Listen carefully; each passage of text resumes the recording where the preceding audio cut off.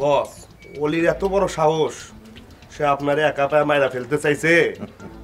বস, আপনি খালি অনুমতি দেন, আমরা এখনই ব্যাগগুলা অলির বাড়িতে যাই, টাই নিয়ে হেসরা বাইক থেকে বাইর করে না, আর বুকের মধ্যে ঠাস ঠাস করে কয়েক রাউন্ড গুলি মারবো, তারপর রাতে পরও বাড়ির টিকিট দিয়ে একবার বিদায় দেন। খালি অনুমতি দেন। ওকে এমন উচিত শিক্ষা দিমু যার পরিণতি দেখে অন্য কেউ আপনার সামনে মাথা উঁচু করে দাঁড়ানোর সাহস পাইব না। ঠিক কইছে। হ বস, আজ রক্ত মাথায় উঠে গেছে, অলির রক্ত না ঝরায় মাথা ঠান্ডা হইব না। আস্তে আস্তে অলিরে যে ঠাস ঠাস কইরা পরবারে মাটাবি, অলিরে পাবি কই? অলিরে তো গত রাইতে পুলিশে ধরে নিয়ে গেছে।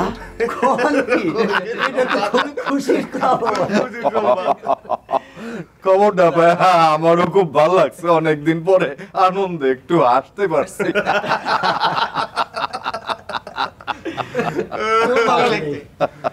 যা এক কাজ কর, যা ওই ছানার থেকে 2 কেজি মিষ্টি নিয়ে আয়। চল মিষ্টি খা। আচ্ছা বস, আমার পক্ষ থেকে কিন্তু 1 কেজি।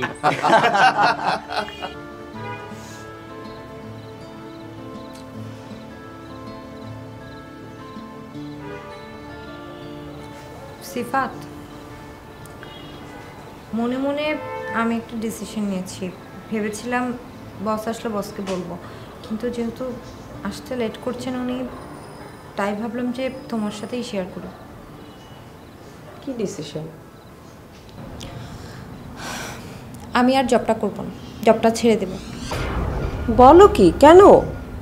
দেখো, স্যার ইদানিং আমার সাথে খুব মিসবিহেভ করেন, ছোটো মোটো সব ব্যাপারে স্যার আমার সাথে খুব রেগে যান। আমার ব্যাপারটা একদম ভালো লাগে না। ড্যাডি তোমার সাথে মিসবিহেভ করে, কিন্তু কেন?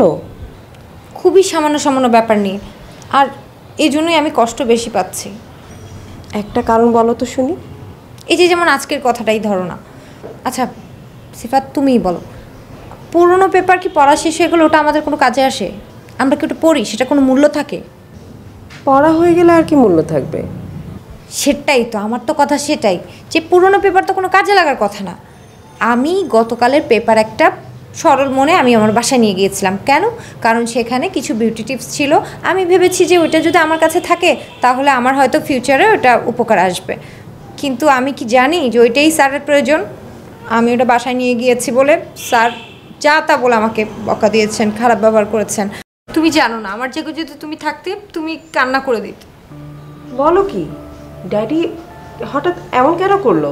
আরে ওই পেপারে নাকি স্যারের কি ইম্পর্টেন্ট নিউজ ছিল। আচ্ছা তুমিই বলো, যে আমার কি ওটা জানার কথা?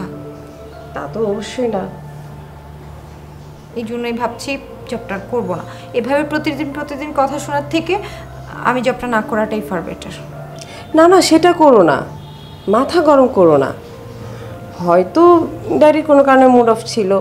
আমি তোমাকে কথা দিচ্ছি, তোমাকে যে অযথা কথা শুনিয়েছে এই জন্য ড্যাডিকে আমি আচ্ছা মতো বকে দিব। হে না না, তুমি কি করছো? স্যারকে ভুলেও বলো না। তুমি যদি স্যারকে বলো, স্যার আবার মাইন্ড করতে পারেন। সেইটা তুমি আমার উপর ছেড়ে দাও।